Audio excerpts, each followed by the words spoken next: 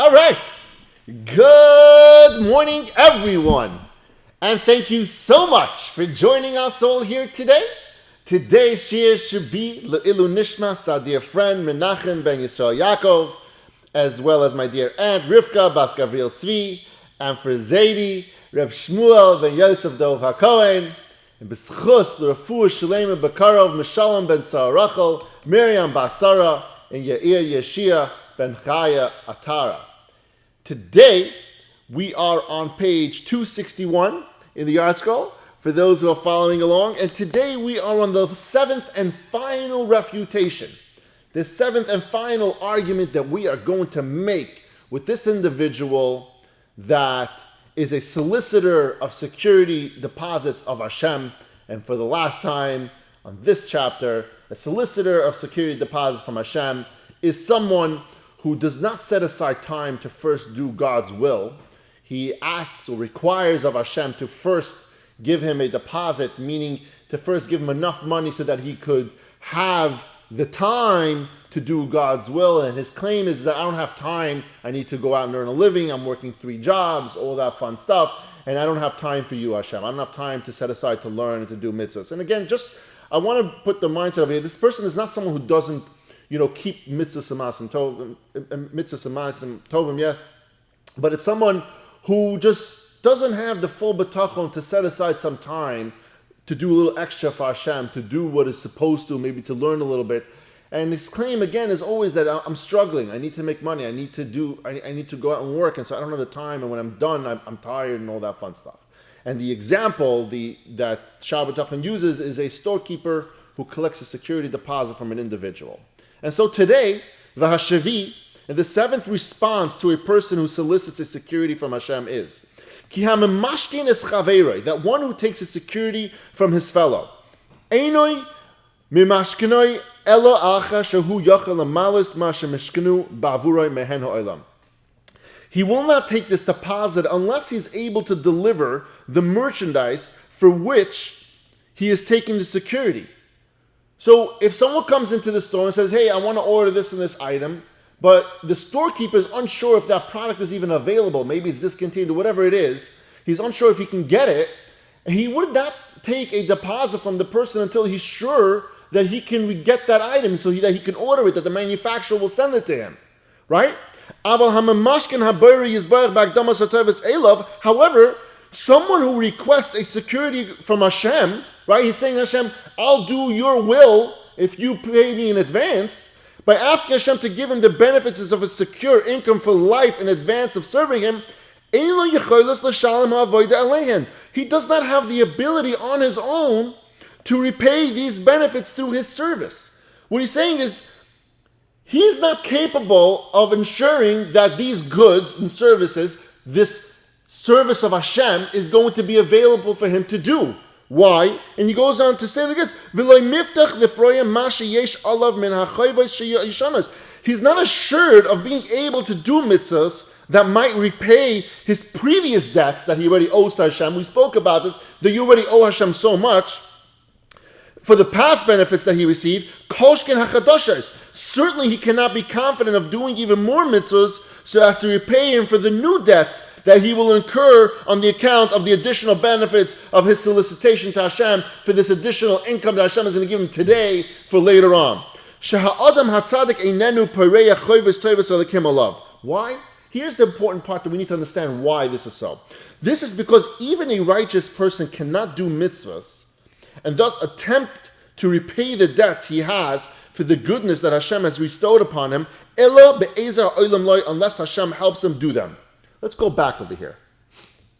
The person tells Hashem, says, I'm going to do your will only after you pay me in advance, right?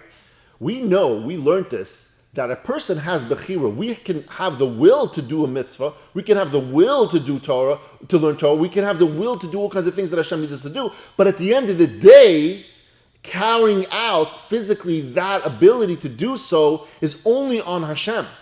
And so therefore, what he's saying is that going back to the storekeeper, the person comes in, you ask for a deposit from this person, and this person who you're selling the item to is actually the person who's going to be able to supply you with the merchandise that you're going to sell him. Think about that. This is Hashem. You're asking God for something that you're going to do his mitzvos, and he's the only one who's the gatekeeper of that. Hashem is the one who makes sure that happens. And so you're saying to him, if you give me an advance, I will do your will. Who says you're going to be able to do the will? Right? Hashem is the one who handles all that.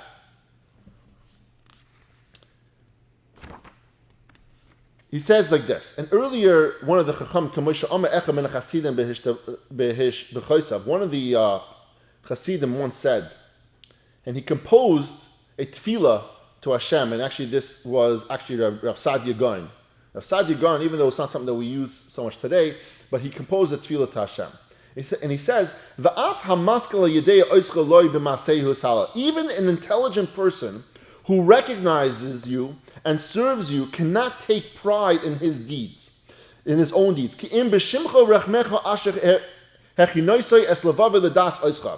can take pride only in being associated with your name, with Hashem's name, and your mercy through which you have enabled his heart to recognize you.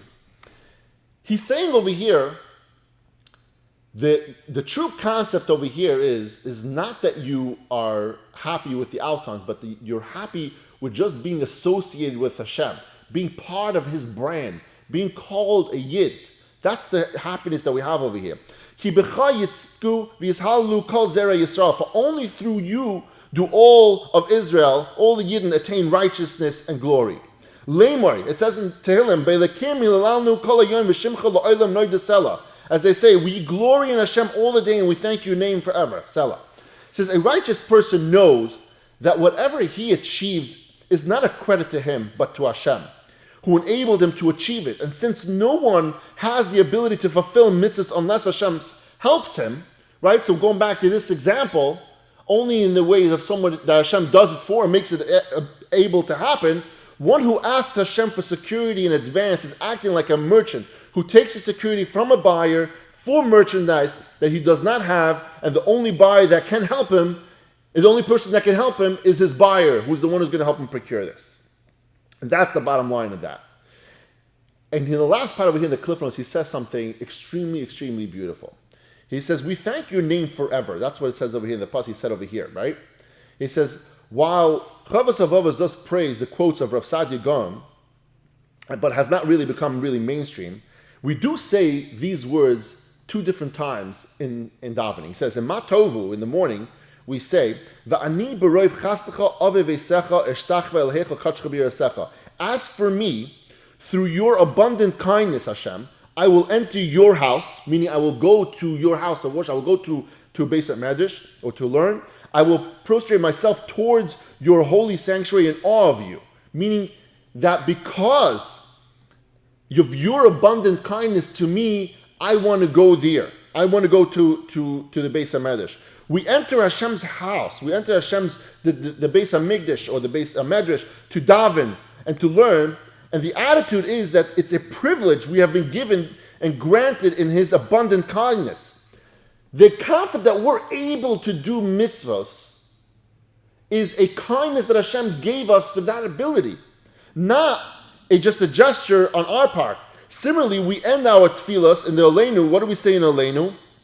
In Aleinu, in which we daven, we praise Hashem for the fact that we, unlike the other nations of the lands who fail to recognize him, bend our knees, we bow down and acknowledge our thanks before him. That is that we thank Hashem for having been granted the insight to thank you. That's what we say by Moedem. Moedem anachnu lach, we thank you, al shanachnu moedem lach, for being able to thank you. What he's trying to show over here is something important. At the end of the day, what are we so happy about? What are we so thankful for? Not that we received. We are thankful for the ability to do. That we're thanking Hashem for being able to thank him for things on this world. And so going back to this person who is a solicitor of security deposits, he has to understand that all this is a goodness of Hashem. And Hashem is the keeper of all those abilities. And so that when you go to Hashem and you solicit Hashem for security deposit for something that you can't do on your own, only Hashem, what are you doing? You can't request a security deposit from Hashem for something that He's the one who's going to be able to make you do it. And that is the love that Hashem gives you. He shows you love by giving you the ability to do so. And so it doesn't make sense to ask for a deposit from something like this. Go out there, learn more, do things first, and let the course of events, the derech hateva, the way Hashem runs the world, come to you afterwards. Thank you, everyone, for joining us all here today, and I love you all.